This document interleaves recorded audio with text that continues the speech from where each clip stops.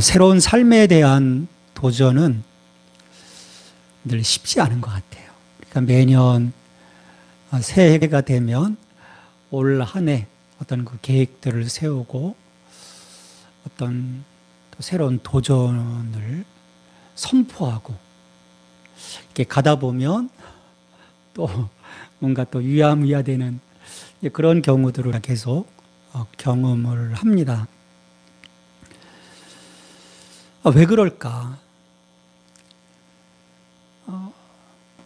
나름대로 계획도 세워보고 전략도 세워보는데 이런 일들이 계속 반복이 되는 이유는 뭘까? 우리 신앙에서도 마찬가지인데 계속 어떤 제자리 걸음하는 경험들을 하게 돼요. 하지만 이런 그 반복들은 우리가 예전에 살아왔던 그 삶의 방식으로서는 이런 새로운 도전들을 감당할 수 없는 거죠. 변화가 필요한 거예요. 그러니까 내가 변화되지 않는 한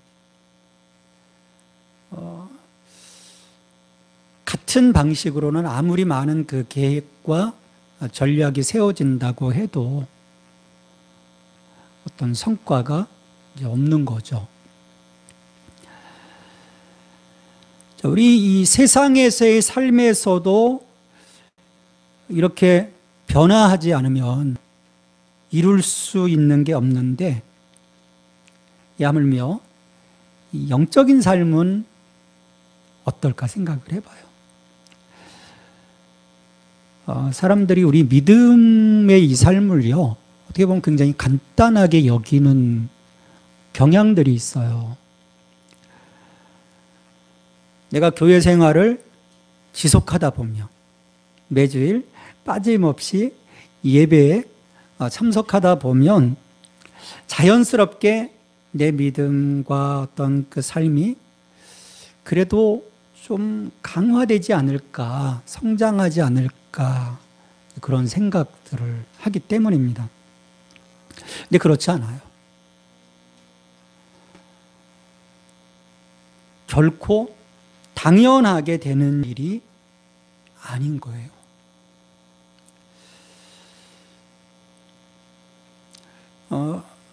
예수님께서 사람들을 부르실 때 어떤 그 사람의 삶의 그 연장선상에서 그를 끌어오지 않으세요. 항상 그 단절, 어떤 그 급진적인 선택을 하도록 하시는 것을 볼 수 있습니다. 그래서 마태복음 16장 24절에서도 제자들을 부르실 때 그렇게 말씀하시죠. 누구든지 나를 따라오려거든 자기를 부인하고 자기 십자가를 지고 나를 따를 것이니라. 가장 먼저 얘기하시는 게 자기를 부인하는 거죠. 단절인 거죠. 급진적인 어떤 그 변화예요. 왜냐하면 옛자리에 머물러서 여전히 염려하고 걱정하고 머뭇거리는 한 예수님이 기대하시는 그 부르심에 우리가 따라갈 수 없기 때문이에요. 그래서 이 패러다임의 어떤 전환, 패러다임의 전환을 요청하시죠. 우리가 지난 이제 몇 주간 선교적인 그 삶에 대한 그 부르심에 대해서 같이 말씀을 나누고 있는데, 우리를 예수님께서 그런 그 과거의 삶의 자리에서 하나님 나라를 위한 선교적 삶으로 우리를 부르신 거예요.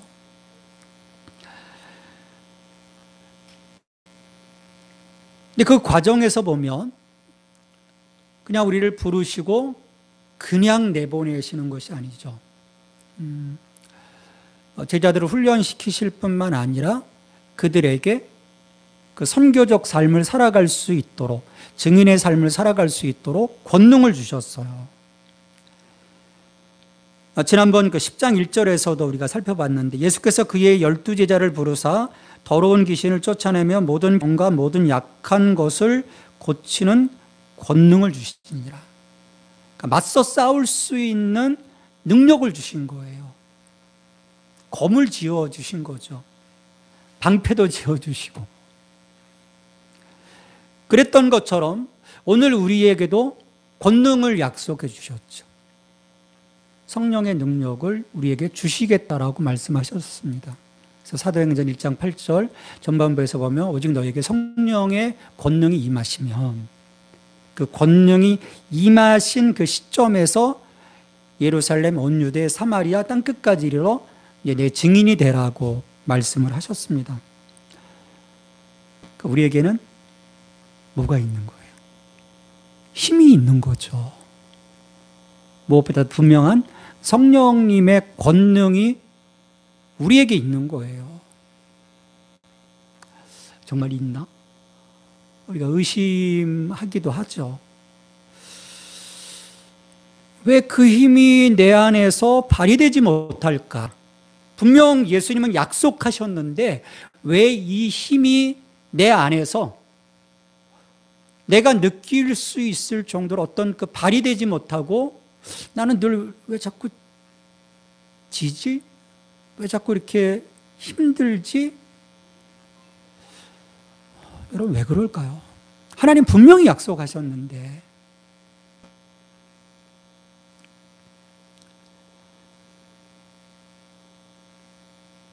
힘을 주셨음에도 그 힘을 사용할 수 없도록 만드는 걸림돌이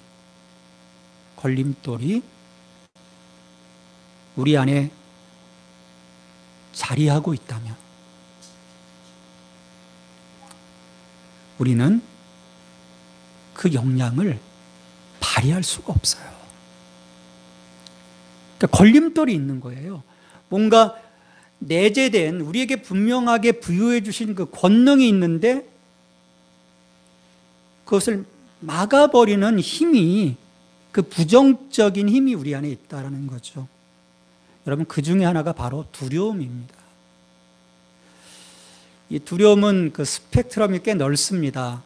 어떤 작고 사소한 일상에서의 그 어떤 그 작은 그 두려움으로부터 시작해서 우리 인간에게 가장 큰 두려움은 사실은 또 죽음에 대한 두려움이거든요. 죽음에 대한 두려움까지 이 스펙트럼이 굉장히 커요. 근데 이 두려움이 우리를 늘 위축시켜 버리는 거예요.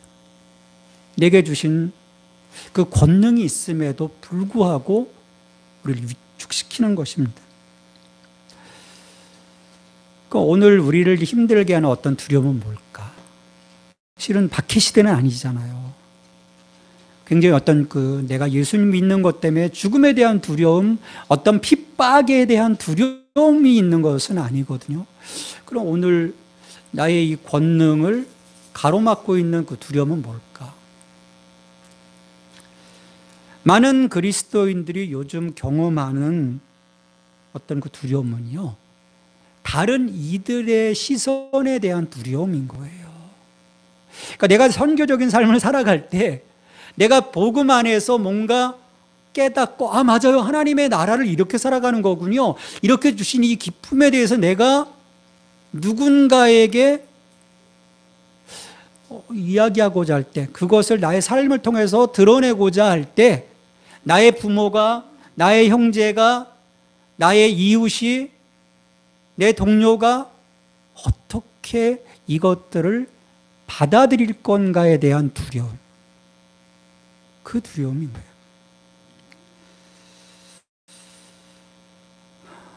우리가 이 두려움을 어떻게 넘어서야 할 것인가? 예수님은 단도직입적으로 말씀하시죠. 그건 사람에 대한 두려움이다. 너희들 두려워하지 마라. 사람에 대한 두려움이라는 거예요.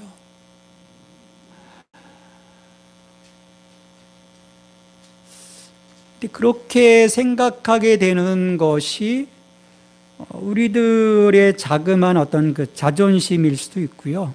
어떤 체면이 손상되는 것에 대한, 또 내 이미지가 조금 뭔가 이렇게 다른 이들에게 궁색하게 보일 것에 대한 그런 두려움인 거죠.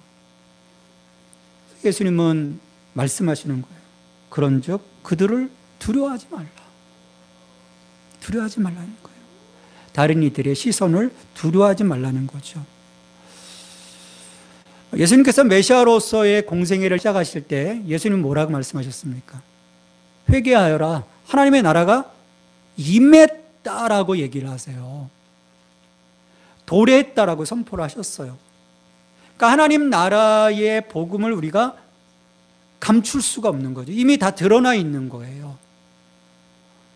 내가 두려워서 그것을 드러내건 드러내지 않건 간에 이미 드러나 있는 거죠. 그래서 10장 26절 하반절에서 뭐라고 말씀하십니까? 감춘 것이 드러나지 않을 것이 없고 숨은 것이 알려지지 않은 것이 없다. 그러니까 이것을 받아들일지 아니면 거부할 것인지 선택의 문제만 있을 뿐이지 하나님의 나라는 이미 이 땅에 임했다라고 예수님은 말씀하시는 거예요. 그래서 두려움을 떨쳐내고 제자들에게 더 용기 있게, 더 솔직하게 이 하나님 나라의 복음을 선포하도록 권고하시는 거죠. 그래서 마태복음 10장 27절에 보면 내가 너희에게서 어두운 데서 이르는 것을 광명한 데서 말하며 너희가 귓속말로 듣는 것을 집 위에서 전파하라. 그러니까 타인의 시선에 대한 두려움이 사라진다면 우리는 적극적인 증인의 삶을 살아갈 수 있다는 거예요. 그렇지만 우리의 이 시각을 바꾸는 일이 쉬운 일이 아닌 거예요. 저의 경험으로만 봐도 쉬운 일이 아닌 거예요. 왜냐하면 당장 눈에 띄는 어떤 그 작은 압박, 걱정, 두려움, 그것이 우리에게 있기 때문이에요. 근데 중요한 것은요, 이렇게 지금 보이는 것에만 우리가 너무 몰입하지 말아야 한다는 거예요. 우리의 길은요, 이 영적인 영역 또한 볼 수 있어야 하는 거죠. 그러니까 우리가 항상 이 신앙의 길에서 실패하는 많은 사람들의 어떤 그 경험을 보면 보이는 것이 전부라고 생각한 제한적 어떤 상황 속에서인 거예요. 이 시선을 영적인 영역까지 확장시켜 갈 때 우리 안에 새로운 어떤 힘에 대한 발현을 경험할 수 있거든요. 우리의 시선을 넓혀야 하는 거죠. 그래서 예수 그리스도 안에서 이 모든 구원의 역사를 이루어 가시는 하나님에 대한, 그분에 대한 그 지혜를 넓혀가는 것, 그분을 알아가는 그 지식의 영역을 넓혀가는 그 경험을 하게 된다면 우리는 지금까지 세상에 대한 걱정과 염려 속에 발목 잡혀 있었던 내 신앙의 모습이 새롭게 보여지는 그 하나님의 권능 안에서 이제 그 자세가 달라지게 되는 거예요.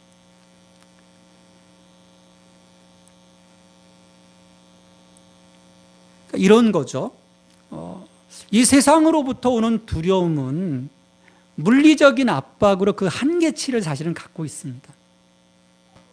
예를 들어서 내 주변의 시선만 하더라도 자그마한 어떤 그 부정적인 그런 그 영역이지 내 삶을 뒤흔들 만한 그런 압박은 아니라는 거예요. 근데 반면에 하나님은 그 한계치가 없으신 분임을 예수님께서 말씀하십니다. 그래서 예수님은 이 점을 들어서 진정 우리가 두려워하고 의지해야 할 분은 하나님이시라는 것을 분명히 하고 계세요. 28절 말씀이죠. 이 말씀은 같이 좀 읽겠습니다. 몸은 죽여도 영혼은 능히 죽이지 못하는 자들을 두려워하지 말고 오직 몸과 영혼을 능히 지옥에 매실 수 있는 일을 두려워하라. 이 말씀은 우리를 겁주려고 하는 게 아니에요. 유치원이 하나님이 우리 몸과 영혼을 능히 지옥에서 멸하실 분이네, 그걸 말하고자 하는 건 아니에요. 그러니까 세상과 인간, 죽음, 그리고 이 땅의 어둠에 대한 그 모든 잘못되고 그릇된 그 공포로부터 우리를 해방시키려고 하는 그 말씀에 더 의미가 큽니다. 다시 말해서 이 세상은 우리에게 제한적인 것이지만 하나님은 정말 이 모든 것을 다 행하실 수 있는 분이네. 그렇다면 우리가 하나님에 대한 올바른 지식을 갖게 된다면 그 하나님께서 허락하신 영생에 대한 소망과 확신이 우리 안에 분명해진다면 지금 우리가 겪고 있는 자그마한 어떤 장애물들, 두려움으로 인한 내 삶의 어떤 머뭇거림들은 우리가 능히 넘어설 수 있다는 거예요. 왜? 내 뒤에 든든한 아버지가 계시기 때문이라는 거죠.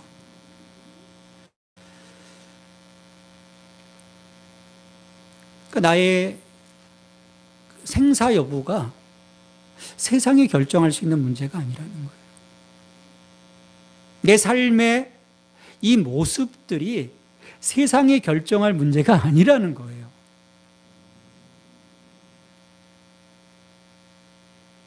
하나님의 주권 아래 있다는 거죠. 근데 우리가 그런 생각들을 하면서도 여전히 이 세상에 예속돼서 살아가는 많은 그리스도인들을 보게 돼요. 나의 생사 여부가 세상에 지금 뭔가 권력을 갖고 있는 이들, 어떤 회사 안에서, 어떤 모임 안에서 뭔가 그 권력을 갖고 있는 이들이 나를 좌지우지할 거라는 그런 그 두려움들. 근데 아니라는 거죠. 그래서 예수님은요, 우리 주변에서 쉽게 접할 수 있는 이 참새의 이야기를 통해서 그 하나님의 주권이 어떤 것인지 말씀을 하십니다. 29절에 보면 참새 2마리가 한 아사리온에 팔리지 않느냐. 그러나 너희 아버지께서 허락하지 아니하시면 그 하나도 땅에 떨어지지 아니하리라. 아사리온. 얼마 정도 될까요? 아사리온. 그 로마 화폐의 이제 소액 동전이거든요. 그 아사리온 어떤 그 가치를 보면 그 한 데나리온이면 얼마나 될까요? 그 당시 노동자들의 일일 품삯이에요. 그 일일 품삯의 16분의 1, 그 가치가 한 아사리온입니다. 그러면 그 요즘 그 시급, 최저 시급으로 보면 9,530원인가요? 2023년이? 그러면 9시간 근무, 8시간 근무로 보면 16분의 1 하면 한 5,000원 조금 넘는 거예요. 2마리니까 2,500원 꼴, 한 2,700원 꼴. 요즘 저렴한 커피, 우리 메간가요? 그런데 한 2,500원 정도 하잖아요. 그 커피 한 잔 가격인 거예요. 그 한 아사리온에 2마리가 팔리는 그 참새. 그런 참새도 하나님이 허락해야 땅에 떨어진다라고 말씀하세요. 왜 이런 말씀을 하셨을까요?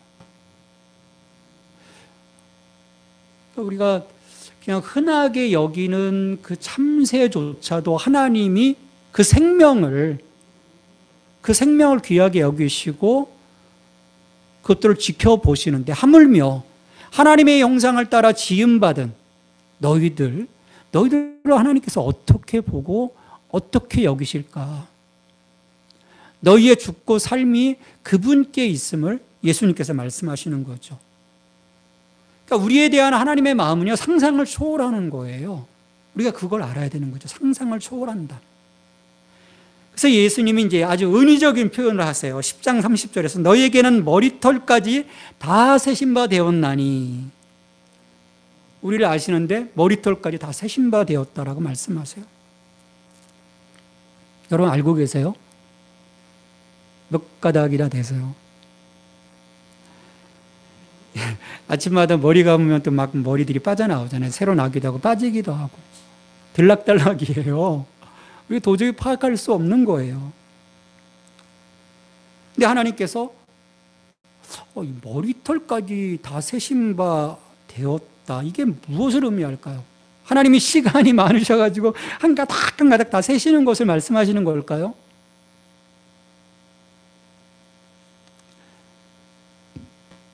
그러니까 하나님이 머리카락이 얼마나 되는지 숫자를 헤아리시는 그 하나님에 대한 열심을 말하려는 것이 아니에요. 우리 한 사람 한 사람을 존귀하게 여기시고 우리의 그 모든 삶에 대해서 정말 우리는, 여러분 우리 자신을 우리가 잘 알지 못할 때가 너무 많아요. 근데 하나님은 우리의 모든 것을 다 알고 계시다라는 거죠. 시인이 그렇게 고백하지 않습니까? 내가 이미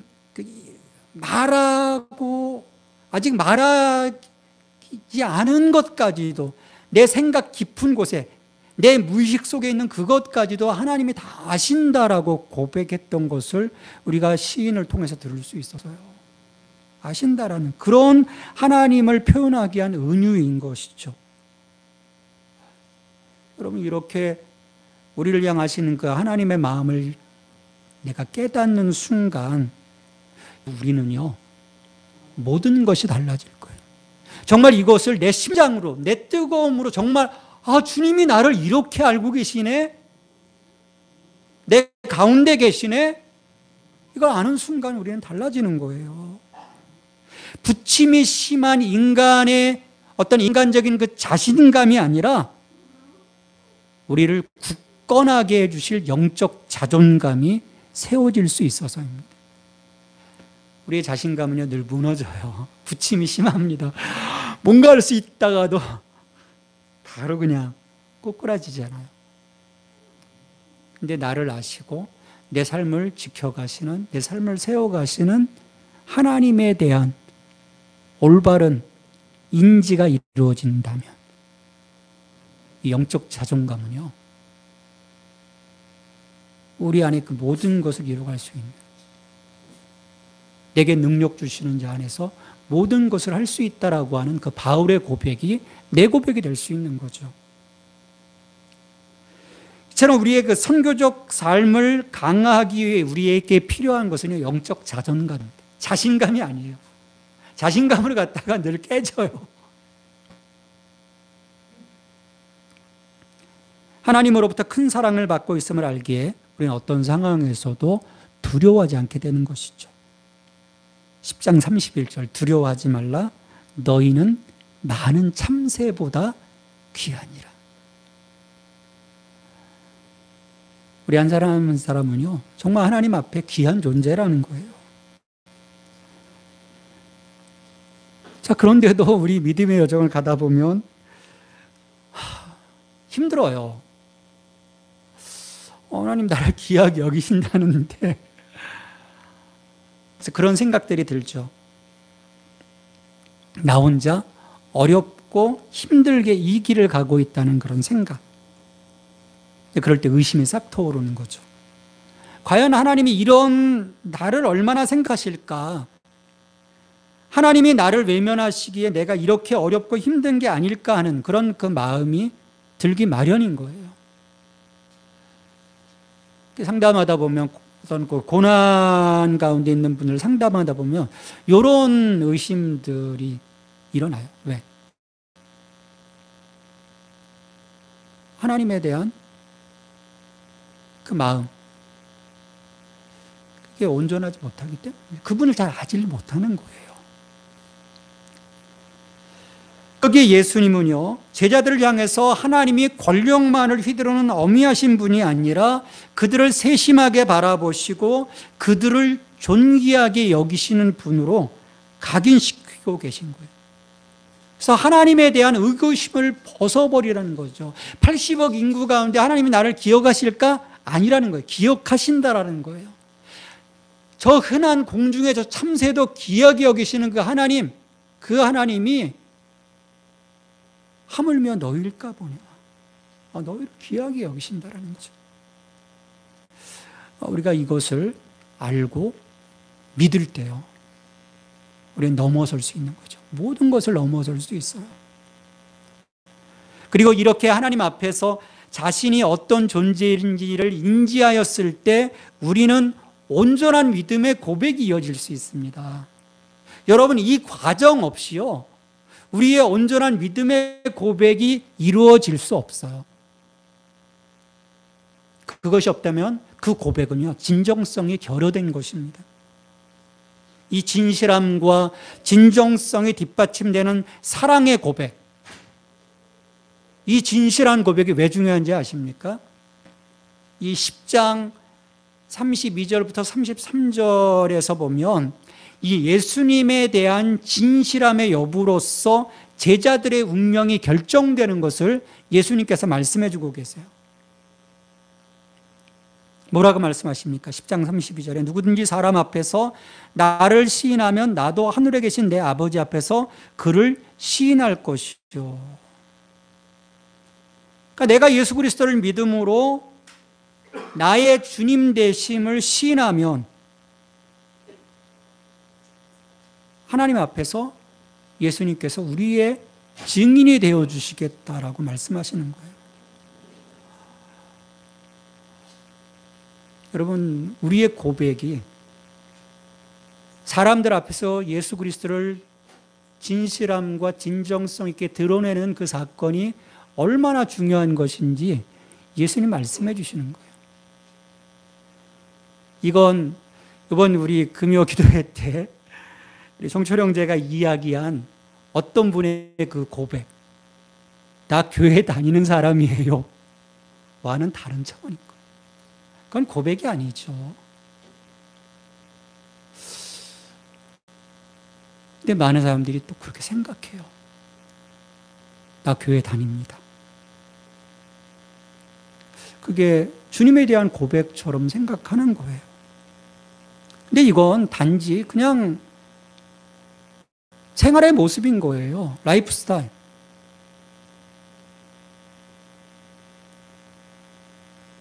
그냥 문화적 그리스도인인 거예요. 예수님께서 말씀하시는 참 제자도에 의한 성경적인 그리스도인이 아닌 거죠. 근데 사람들은 마치 이런 것들을 위대한 신앙 고백처럼 여기고요, 그것으로 인해 자기는 천국에 갈 수 있다라고 여깁니다. 과연 그렇게 될까요? 고백의 진정성이 결여되어 있다면 하나님 앞에서 그를 부인하시는 예수님의 모습 앞에 직면하게 될 겁니다. 그래서 10장 33절에서 뭐라고 말씀하세요? 누구든지 사람 앞에서 나를 부인하면 나도 하늘에 계신 내 아버지 앞에서 그를 부인하리라. 내가 너를 도무지 알지 못한다. 근데 오늘 이 많은 그리스도인들을 어렵게 하는 것은요, 다른 문제입니다. 예수를 부인하는 것도 시인하는 것도 아닌 침묵에 있어요. 선교적 삶에 있어서 침묵은 우리를 이도 저도 아닌 매우 어정쩡한 모습으로 만드는 요인이에요. 근데 이 정체성의 모호함은요, 결코 하나님의 눈을 넘어설 수 없습니다. 그것 또한 영적 책임을 비켜가지 못해요.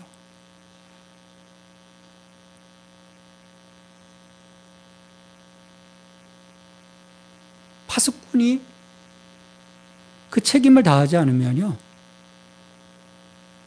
그 책임이 파수꾼에게 가는 거거든요. 그러게 우리는요, 침묵하지 말아야 합니다. 예수님이 나의 주님 되심을, 그리고 하나님께서 나의 삶에서 어떤 일을 행하시고 또 앞으로 이루어 가실지를 사람들에게, 다른 이들에게 진실하게 보여줄 수 있어야 되는 거죠. 선포할 수 있어야 되는 거죠. 근데 이건 단지 말로서만 이루어지지 않습니다. 삶으로 드러나야 하는 거죠. 그러기에 우리는 세상이 아닌 이 하나님을 두렵고 떨림으로 바라보고 그와 같은 하나님께서 우리를 얼마나 존귀하게 여기시는지를 알고 주님에 대한 진정한 고백이 내 삶 속에서 이루어져야 합니다. 나에게서 그분이 드러나야 하는 거죠. 예수 그리스도가. 2023년 이 교회의 주제, 우리 총회 주제가 복음의 사람, 예배자의 삶을 살게 하소서입니다. 우리가 이 주제처럼 삶으로 드려지는 온전한 그 예배의 모습, 이 모습으로 내가 주님을 증거할 때 우리는 진정한 선교적 삶을 살아가게 될 것이고요. 이것을 통해서 하나님은 우리를 구원의 통로, 생명의 통로로 사용해 주실 것이에요. 저는 이것이 하나님 나라를 위한 우리를 부르신 목적이라고 믿고요. 올 한 해 이 목적을 이루어가는 저와 여러분의 삶이 되기를 주님의 이름으로 축원합니다. 하나님 감사합니다. 우리를 선교적 삶으로 불러주시고 우리에게 권능을 주시고 나아가 예수 그리스도를 드러낼 수 있는 저희들이 삶이 될 수 있도록 하신 하나님. 그러나 이 삶을 살아가기에 우리 안에 여전히 두려움이 있습니다. 우리의 자신감이 무너져 있습니다. 주님, 우리 안에 그 진실함이 결여될 때도 있습니다. 주님 도와주셔서 우리 안에 세상에 대한 그런 두려움도 사라지게 하시고 하나님이 나를 얼마나 귀하게 여기시는가, 내 삶 속에 나의 삶을 세워가시고 새롭게 하시는 그 하나님의 은혜 안에서 우리의 그 영적 자존감이 다시금 회복되어지고 세워지게 하시고 또 그 주님의 은혜 안에서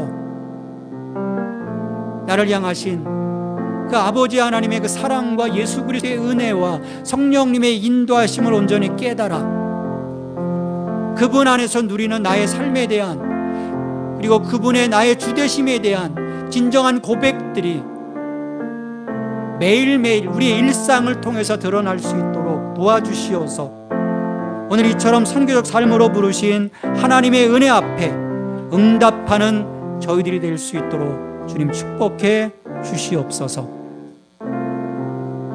이 모든 간구를 예수님의 이름으로 기도합니다.